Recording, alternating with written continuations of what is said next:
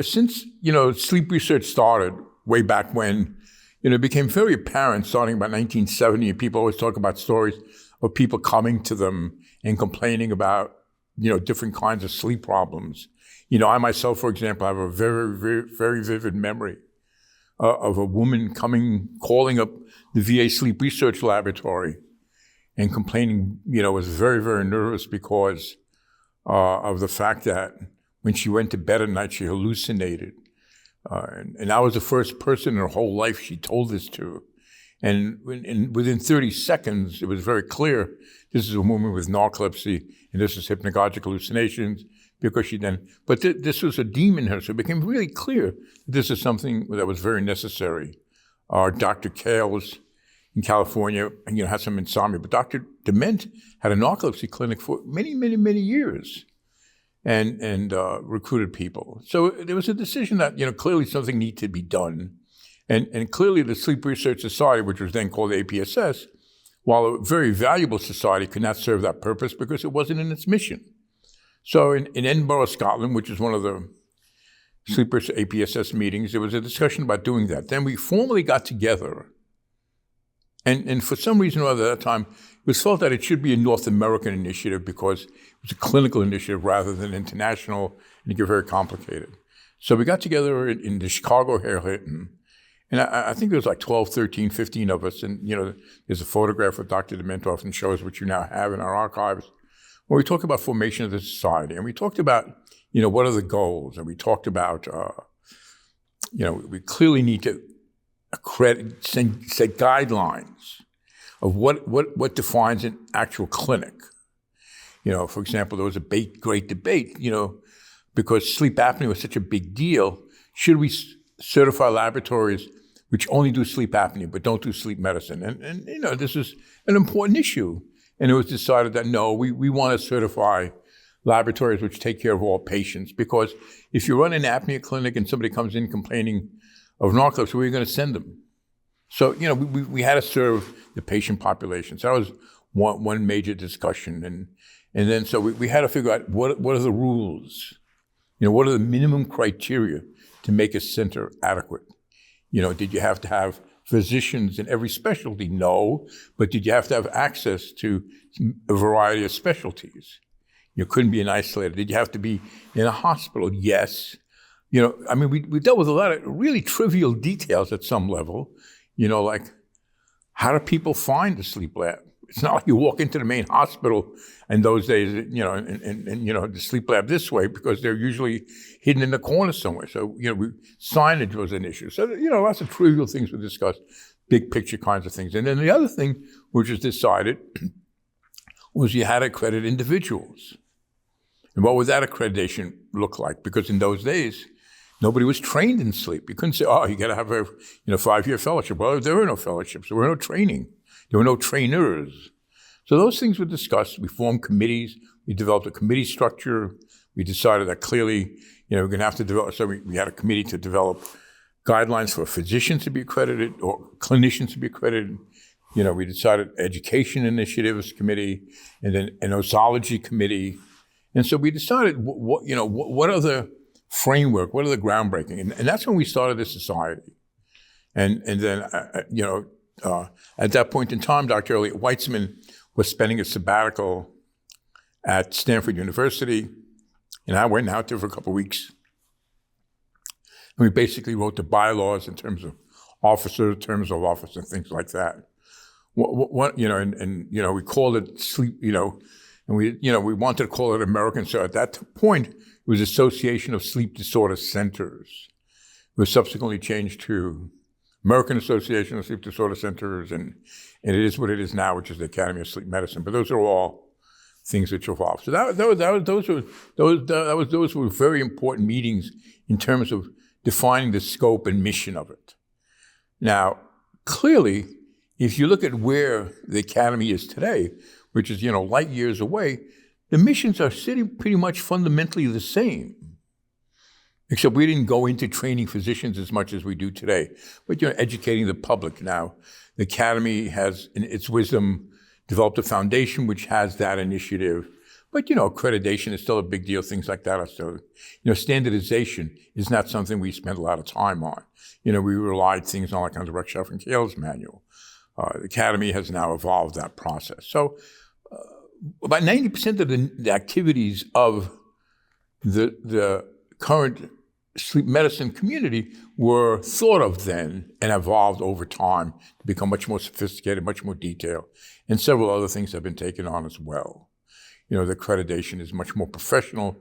Before it was all volunteers and things like that. But those were very important meetings. And I think 6 centers originally, were certified. I think we have the list of the first 6. And site visitors were volunteers, and raising money. I mean, it wasn't very simple. I mean, so how do you pay for site visitors? And clearly, the sites had to pay for that. And in those days, asking money from a hospital to bring in a bunch of people to certify in a specialty which nobody ever heard of wasn't that easy. So. Those kinds of very trivial things became very important. The other thing which became important to us is we had to run a meeting, and because we had to have scientific exchange. And the meetings became very interesting because, as I said, the first 4, 5, 6 meetings we had were basically business meetings. It was the business of sleep medicine. I don't mean financial business. I mean the operation. How do you operationalize running a society of sleep clinics? And what does it take? And then we sort of went to scientific. We had a meeting, I think it was in Houston, Texas, it was in St. Louis, Missouri, where we sort of had a meeting and people presented cases and discussed cases and things like that. And then we decided we wanted to have more meetings.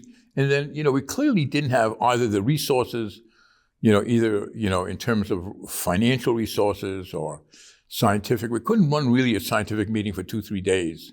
So what we did is we added on. So we had a meeting. We added a day onto the American College of Chest Physicians. We added a day onto the ENT Society, Academy of Otolaryngology. We added on a day onto the SRS. So we added on to other people. And then, I don't know what year it was, but then we decided we were going to have our own meeting. And for about 2-3 years, the Academy ran a purely clinical sleep meeting. The one I remember most vividly was one in San Francisco, California.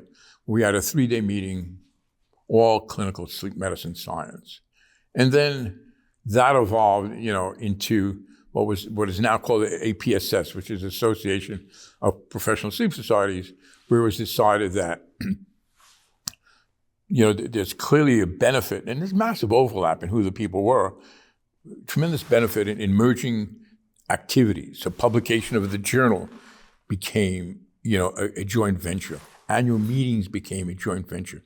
Now, obviously, as things evolved and the specializations became bigger, we wound up with, a clinical journal, a research journal. We have, besides a joint meeting, we have individual meetings of researchers, individual meetings of clinicians. So, but all the things have really evolved over time. The exam is much more, and that was always the goal. The goal wasn't, people always, aghast by the fact that, well, how did you become recognized? Well, we accredited ourselves, but the goal was always to get, external. I think hallmarks in the field was getting the American Medical Association to recognize sleep, getting the American Board of Medical Subspecialties to say, we don't want you guys to do that anymore. We'll do that, and you'll become one of the boards. And then we had discussions about which divisions should they be.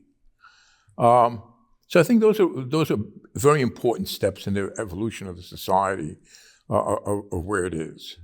It wasn't complicated because there were only 6 sites and we visited each other at first. So I did several of them. I remember doing about 2-3 of them. So it was sort of interesting.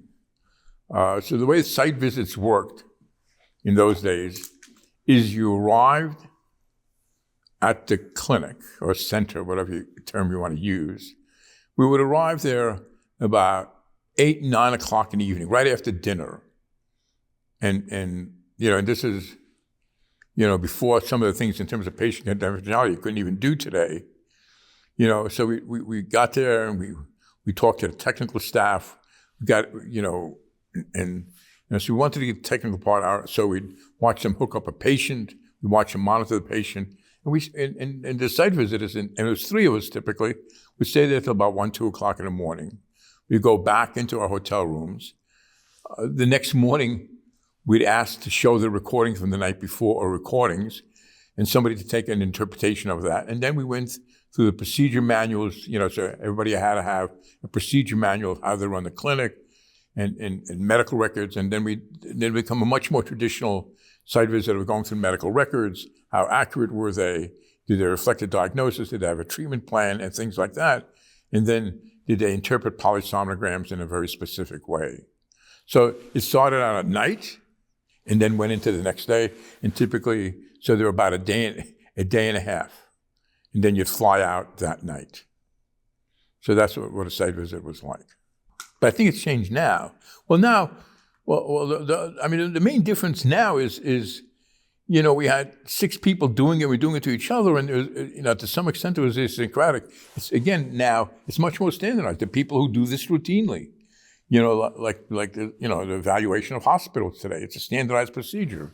So I don't think the major evolution has been in terms of changing fundamental things. It's just refining them and making it better. So I agree with you. I don't think it's that different, but I think it's more systematic.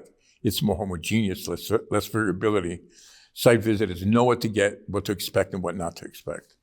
Well, it was sort of whether we wanted to be American or just an association. It was, I think there was discussions of Canadians coming in, and it was whether, a medical society should be, one country based, a clinical society with different medical rules. In other words, practicing medicine in Canada is different than it is in the United States. The other thing which I think, people have talked about is we always stick with the name centers. And part of the reason for centers is because in parts of the country, clinic means it's free care.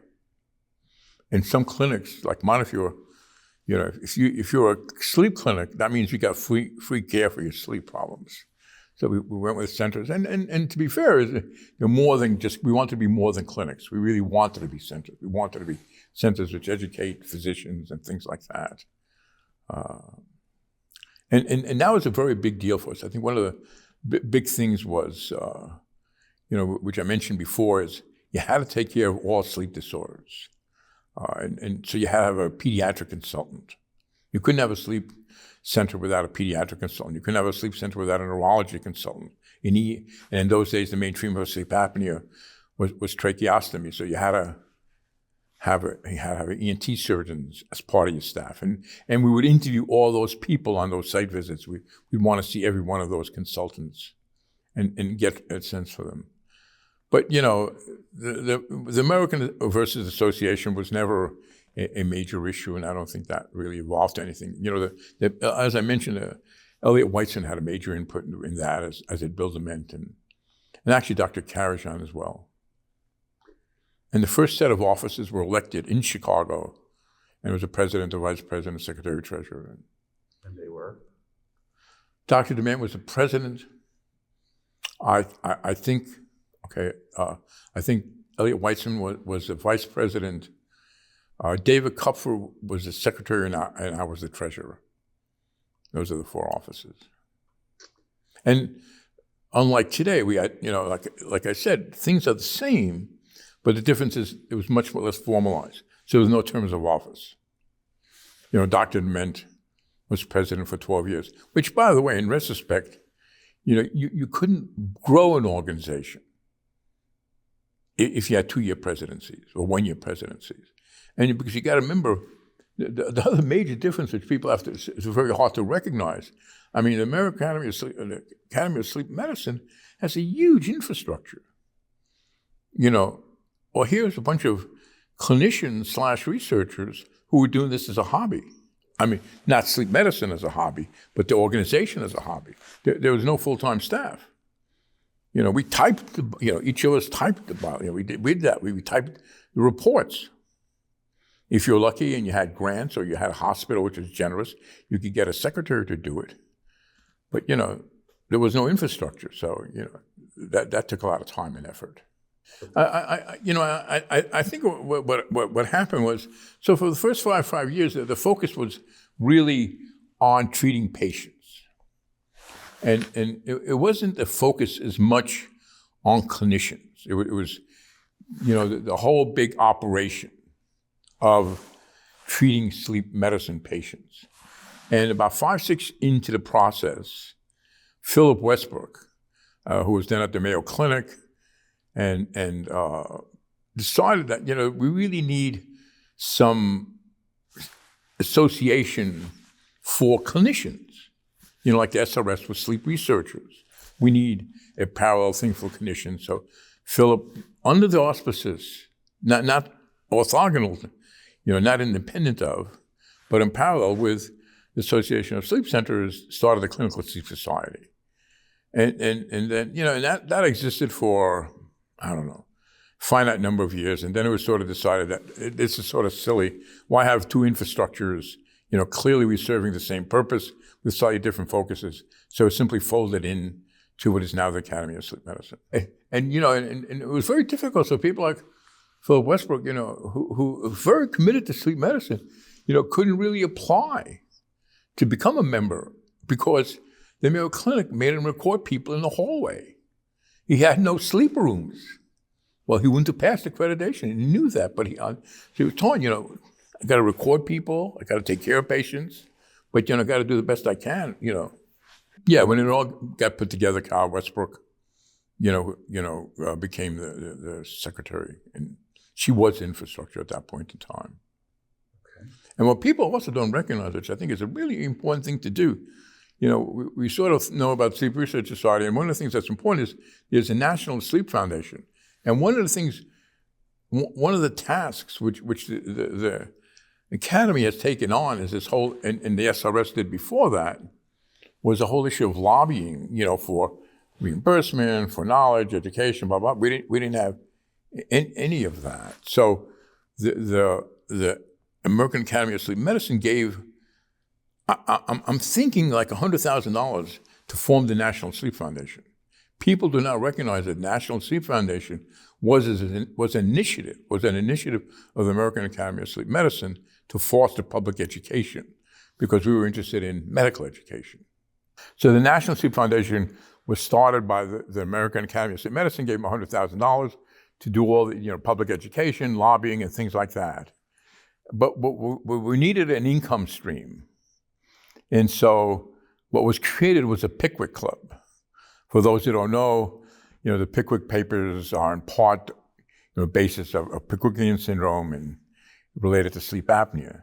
So people joined the Pickwick Club, and there was dues. So it was a revenue generating initiative. It was sort of, a fraternity within the National Sleep Foundation as a source of generation of funds. It was always in the National Sleep Foundation. And the Pickwick Club would meet at NSF, at National Sleep Foundation meetings. And one of the things that became, Dr. Hill from North Carolina had a first edition of the Pickwick papers, and it was auctioned off every year, to raise money for the National Sleep Foundation. And he started a tradition of the person who bought it gave it back so it could be auctioned off next year. And that became, I have no idea where it is now. Which is an interesting question, but no, it was a division or a part of the National Sleep Foundation. In fact, that was the only membership. There was no other membership to the National. You can't be a member of the National Sleep Foundation, even to this day, I believe. But you could be a member of the Pickwick Club within the National Sleep Foundation. Like very much of sleep medicine, we have this incredible. One of the main activities or one of the main attributes of the foundation, of the sleep field, is you have visionaries. And we had one such visionary. It was Dr. William Dement. And Dr. Dement was a visionary. And, he first, was a visionary in terms of sleep research. He then became a visionary in terms of starting clinics. That was all his initiative. He was the first one to have one. And then he realized that we really need And we used to have big fights for grants. It was very hard to get funded. There was no study section. So there was really no advocacy for sleep in the government. Dr. Dement was very lucky. He knew several people in the Ways and Means Committee and got a budget together to appoint, and I think it was President Clinton, but I'm not 100% positive, to appoint a National Commission on Sleep Research. And the commission held meetings throughout the United States. A half dozen patients came and spoke and things like that. And the commission gave a report of things that are missing. And one of the things that they recommended strongly was to make this happen, because the commission had a finite life. And one of the things they recommended to make this happen was to form a National Center of Sleep Disorders Research within the National Institutes of Health. And one of the questions become, again, I'm not sure how many people in the audience are watching this fully appreciate, but the National Institutes of Health is the National Institutes of Health. So there's Institute of Pulmonary Medicine, Heart, Lung, Blood Institute, there's psychiatry, GI, and the question becomes, where does this go? Because one of the things that makes, sleep such an interesting thing, it's all organ systems. It's not psychiatry, it's not heart and lung, it's all those things. And so there was a big question about that. It wound up, and historically the biggest funder of sleep was psychiatry, the National Institute of Mental Health. But Dr. L'Enfant, who was the head of the Heart, Lung, Blood Institute, felt that, the NHLBI, National Heart and Lung Institute, is the only one which had in their mission statement education. So he lobbied for it and it wound up in NHBI, and he appointed, the first committee. And I was very fortunate. I was elected as first chairman, but they've always had rotating chairs and very much, I remember when we first started, we had 3 committees, they were mostly education committees and standards committees. And I remember, I've often spoken about this, we're talking about, well, should education be a public committee or a physician education committee? And I think Dr. L'Enfant said one of the nice things about sleep medicine is the average physician knows as much about it as the average per consumer on the street. So we don't need multiple education, but that's come a long, long, long way.